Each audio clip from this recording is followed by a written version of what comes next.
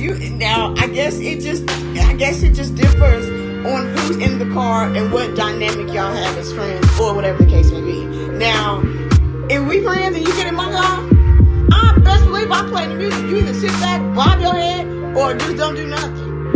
I don't know what to tell you. Gospel may come up, a little bit of old rock and roll or something may come up. I don't care how you feel about it. Now, if we go together, I have no choice but to be like, okay, whatever. But like, if we friends, oh no. If we in my car, oh no. You're not getting no aux cord here. It's Bluetooth anyway. You think I'm going through verification to hook your phone up to my thing? I don't even have it. My car don't have that kind. But I mean, I have been in the car with people and they like, here, play music. And I feel like the pressure be on. Because they may not like what I pick. Or like a song that I want to play ain't on their phone. So now I got to go through all these extra ramifications like YouTube and Musically, whatever y'all that love stuff. Like, Auntie can't keep doing it. Auntie don't do all of that. I got Apple Music. I'm on the family plan. So I can play my music at 3. Unless you want me to send you a playlist for you to play off your phone. I can't do it. I do not like playing music if I'm the passenger. I don't. I really don't. Because the pressure be on. Right, what y'all want to hear? And then everybody say something like, and the type of person that I am driving in the car when I'm listening to music, yeah, I listen to that hood rap, ooh, but like most of the time, I don't listen to that. Like, I don't. So when I be around certain people that's all they listen to is hood booger stuff, I can't be like, I'm not going to play One Whammy 8 times. We're going to sing it 1 time. Yeah, we getting money. Yeah, we getting paid. That's it. Okay? Win. That's it. You might hear the other one. What's that other one? What did she say that song was called? Pink. What is that? What is that song called? What's the new one? We're gonna hide your nigga. We're gonna fuck him on his bed. What is that? He's gonna. I can't remember. But that ghetto stuff plays 1, 2 times in my car. I will cut on some Kim in a minute. Maxwell, Jill Scott, Earth, Wind, Fire, Tony Braxton. You're going to be upset. You're going to be upset in my car. So I'd just rather not. We just not ride together. No, you ain't get. No. I'll ride with you. You play your own music if I'm with you. Okay? Okay? Next. When you get invited to a party and you get an invitation, when do you RSVP? Go on, quickly. When do you RSVP? Say you get the invitation and the party is 2 months down the line. When do you RSVP? Hurry.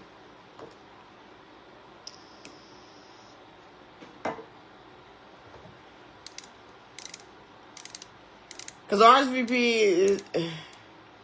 Okay? No, seriously. I can't. I play Sexy Red, but... But if you get invited to a party, when do you RSVP? When do you actually have to RSVP when you get to a party? Honestly, I'm going to give you my answer before y'all answer, actually. I don't know. Like... I can Google all day long and research what RSVP means and grasp it, whatever. But, like, genuinely, what does that even mean? Because even if you say RSVP and these people let you know that they're showing up to your party and they don't show up, what's the fucking point of the RSVP in the first place? Who created that? Like, I don't understand that. RSVP is for losers. Is you coming or is you ain't? At this point, I give you the invitation. Do with that information what you will. Like, the only way that I can see RSVP is really important is a wedding. Other than that, Like, take my birthday, for instance. I threw a party. Everybody RSVP'd, but who showed up? And not that many people. That was a waste of time. That was a waste of time even doing that. I don't know who invented that. Like, absolutely not. And you guys must not know because you haven't given an answer. Because what does it mean? Why? What does it mean? Next. People who do not, which this is unwritten rules that nobody talks about, and pet peeves as well. People who do not return shopping carts scare me. Even if you don't put it, why are you that lazy to leave the shopping cart in the middle of a parking space? Now, I got to get out before I pull up in the parking spot, move the buggy, get back in the car, pull in. By that time, somebody behind me, beepity, beepity, beepity. Like, why would you do that? Why do people do that? Why do you guys not return shopping carts?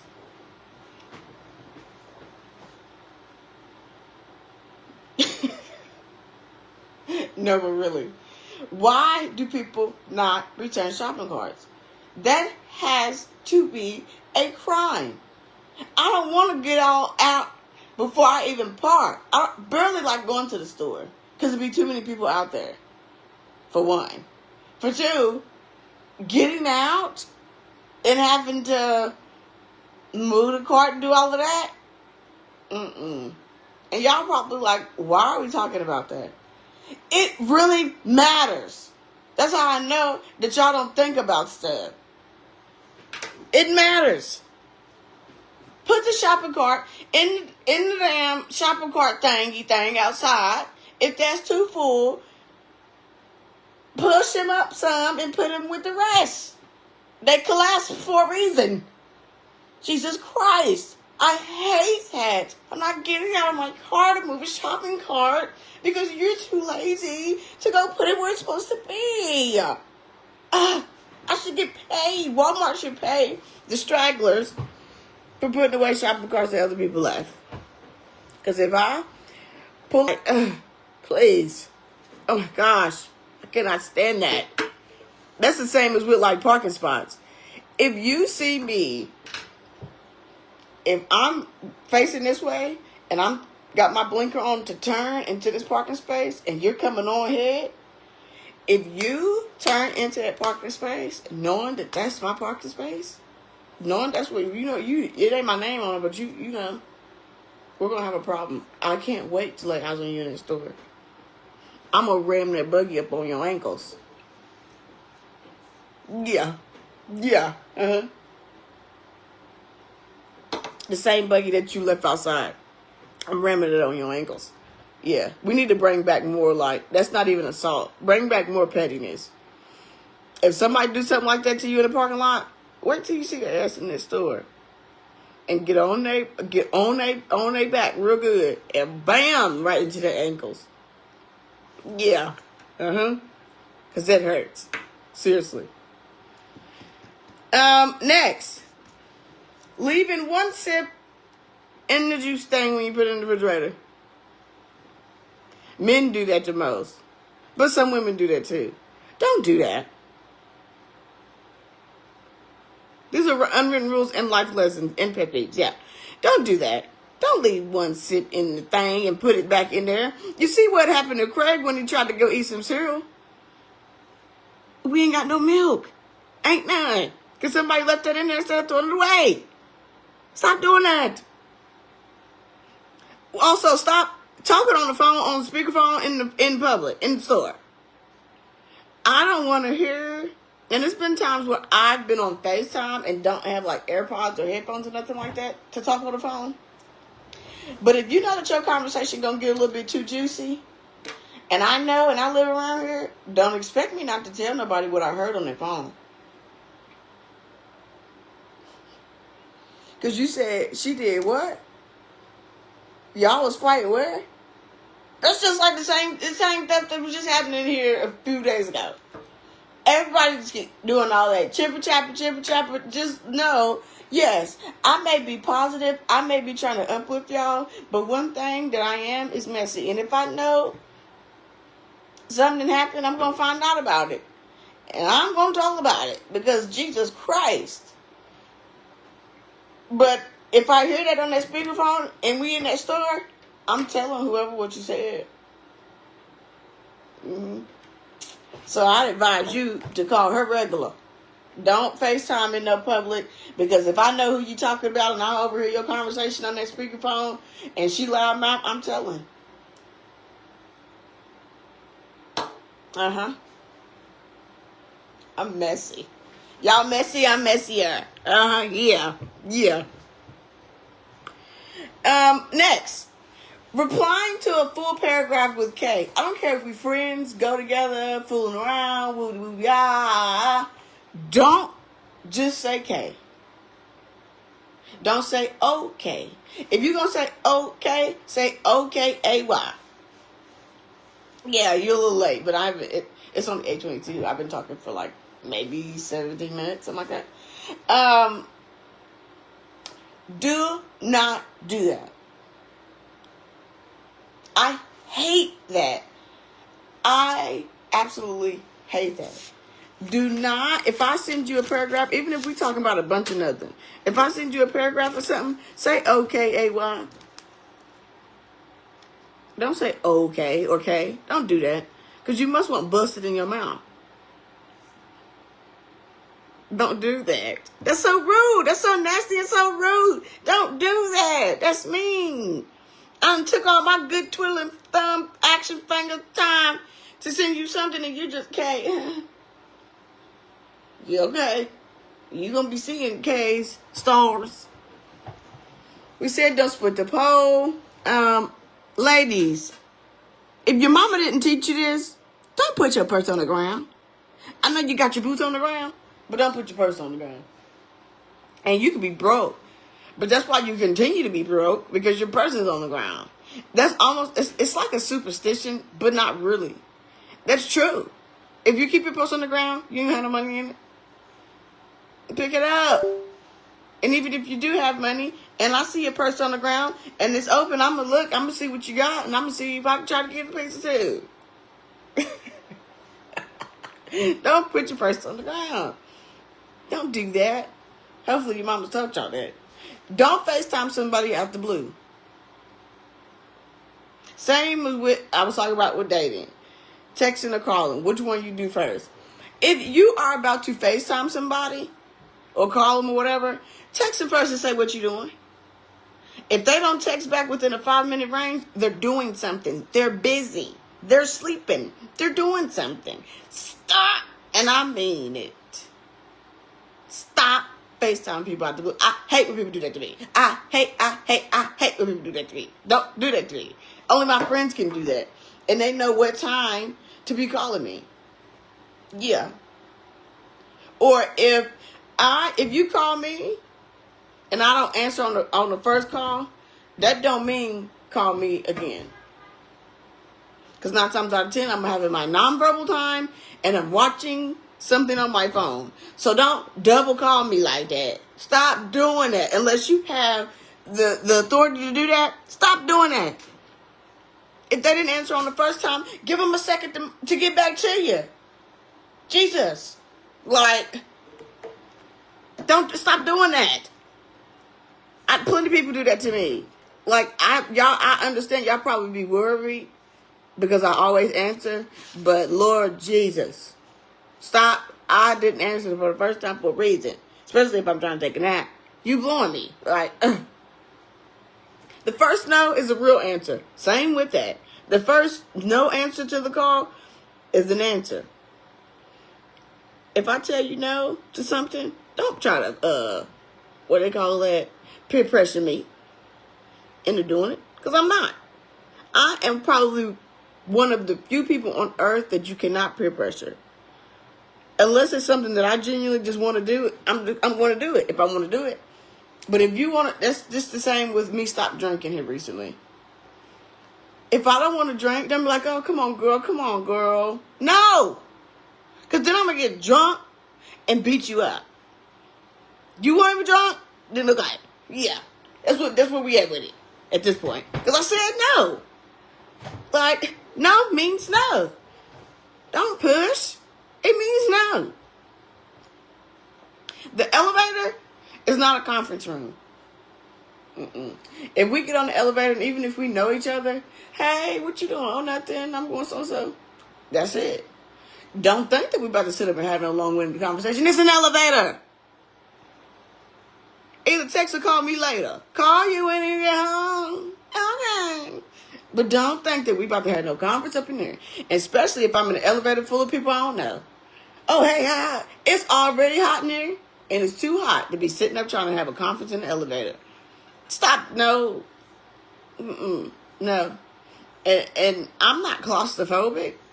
But when I get on the elevator, I be the same way that I hurried up and got on it is the same way that I want to hurry up and get off of it.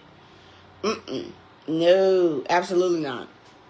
And don't be talking to me right now because I'm trying to think so I can hurry up and get off.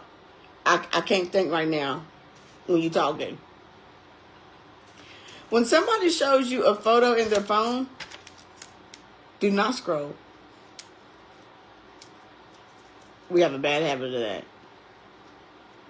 Parents have a bad habit of that. My mom would be doing that sometimes. I'd be like, just look at this one. I'll scroll to the next one. Let you see whichever one I want you to see next. If you get to scrolling, we're going to have a problem. Because this is my phone. Don't do that. My sister, if you show her a video, I'm going to tell y'all something about unique. If you show her a video on your phone, she's going to tap the screen to see how long the video is. And if it's over like 30 seconds, she's not going to watch it.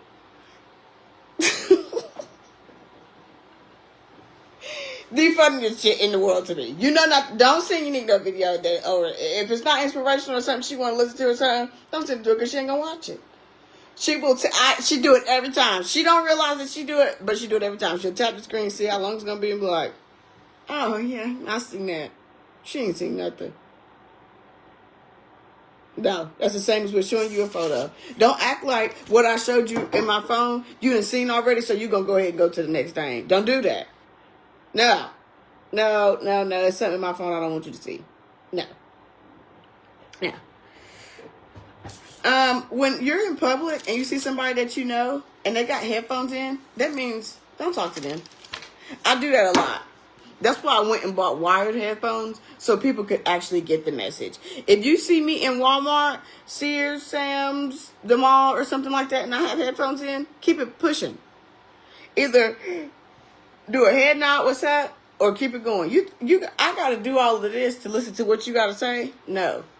That means I don't want to talk. Non-verbal time, you guys. That's a big thing right now for me. It's non-verbal time. I need time to not talk. And if I'm in Walmart, Sears, and everywhere, and I got my headphones in, and you come and tell me, hey, how you doing? How your mama doing? Shut up. I don't want to hear that.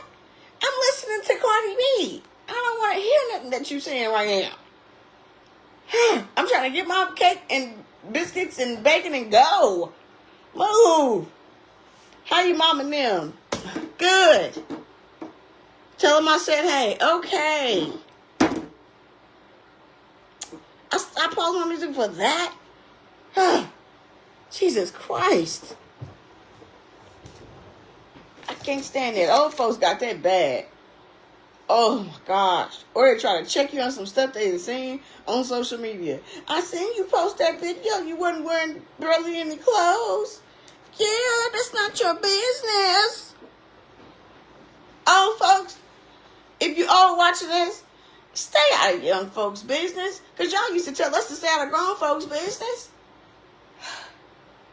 This one's for you guys.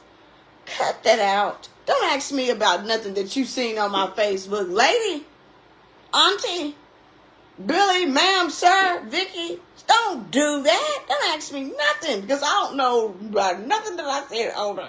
I'm going to make it seem like I don't know anything. I don't know.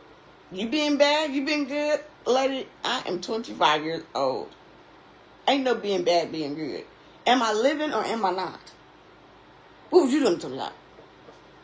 Because let everybody else tell it. Back in 25 years ago, 2000, let's take it back to maybe 40 years ago, everybody was doing dope. Like they are now. So are you behaving? Have you relaxed? What are you talking about? Ask me about nothing you seen on my Facebook, Aunt T. What? I can't stand that. And don't be on my TikTok. Again, old people, don't ask me about nothing that you see on my Facebook, and don't ask me about no TikToks. Yes, I was doing the hip dance. Do it. Learn it. I don't know. Like, I used to dance for church for years.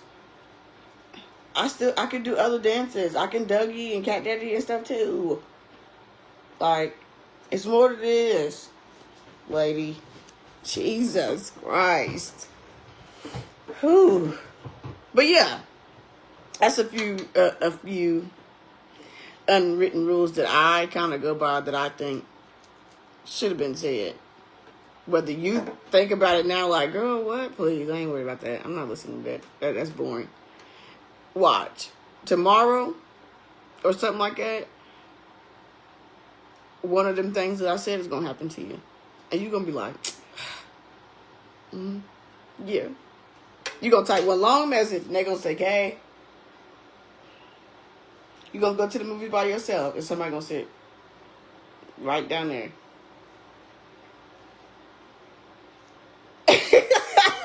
He said it's your Dougie here. Hey, what? Don't get me started. Please. But yeah. Now, last but not least, which, here we go for the positivity here. The stern talking to, tough love. Main character energy. And a lot of people associate main character energy with like being bougie, being like all up in yourself, being blah, blah, blah. And there are those kinds of main character energies. I don't say what scientifically it is, but what I perceive to be cocky and self-absorbed is negative main character energy. When you realize that you are kind of getting a brace on life and everything's going good, everything's going copacetic, nothing is really going awry like it used to, that's your main character moment. For me, my main character moment was starting this podcast. I have always kind of like been funny, kiki, ha ha, somewhat inspirational a little bit, just depending on what the situation is, if I can relate or if I have something knowledgeable to say about the situation. But when I started the podcast, it wasn't really because, like, yeah, everybody has told me, you need to start a podcast, you need to do this, you need to do that. But like in previous times, when I would make a post and tell people to give me topics or tell people to do this, tell people to do that, or just simply let's, engage, have a conversation. It seems to be nobody wants to do that. So when I started it this time, I just said, you know what, I'm going to create my own topics and not worry about, getting that engagement from other people because it's obviously not going to work. But to me, this is kind of like, okay, we're doing something new. I never really would have seen myself doing this, even though I went live multiple times, talking about this, talking about this, talking about that, blah, blah, blah. But I really don't want that image. Like, and it's not, I won't say that it gave me an image, no, because I am who I am and everybody know that. But I don't want people to always perceive that every time I go live, it's about negativity. So that's why I'm like, okay, let's do a podcast. Let's step into something that you never really thought you were going to do and see how it goes. We're on episode 4. After episode 1, I'm like, Lord God, this is not going to work. Because the live didn't work. I couldn't see comments. I couldn't engage. I couldn't do any of that. But I'm like, okay, we're going to try next week. And then, again, like I said at the beginning of the live, the second episode, Protecting Your Peace Mental Health, was a really good episode. I'm going to reshare it after I get out of here. Just because everybody needs it. Everybody needs a little, advice. Everybody needs a little tidbit. Everybody needs a little this or that. And with this topic, it's going to be a little bit of, positivity again. But that was when I'm like, okay, they're kind of listening to what I'm saying. Let me keep going. Now, last week's topics was what I learned from rock bottom and can you outgrow a dream? And it didn't really do as well as the one before that, but that would, back in the day, that would have made me just stop doing it. Like, yeah. And I'm just like, and plus I didn't feel good last week anyway, but I'm like, whatever. So this week I pushed it back, rescheduled it, and maybe people actually asked me, like, where you at? What time? Like, what's going on? And now I'm starting to realize that, okay, maybe people are paying attention more than I thought that they were going to pay attention, or more than I assumed that they paid attention. I don't always give myself, like, some type of accolade or brag on myself. Sometimes I do that just to be funny, but my accomplishments are my accomplishments. My achievements are my achievements. What I did for myself as far as degrees or working here, working there, it's for some type of self, sufficiency for myself, not to prove something to somebody else. So me keeping this podcast going, even when I'm like, I don't feel like doing it, it's kind of like okay, now I'm the main character. In reality, before I was the main character, but not really. I had too many supporting actresses in my motherfucking story. Okay? Now it's about me. I talk about what I want to talk about. I pick my topics. You either accept it or you don't. It is what it is. And I genuinely have grown so much to where I don't care whether you accept it or you don't.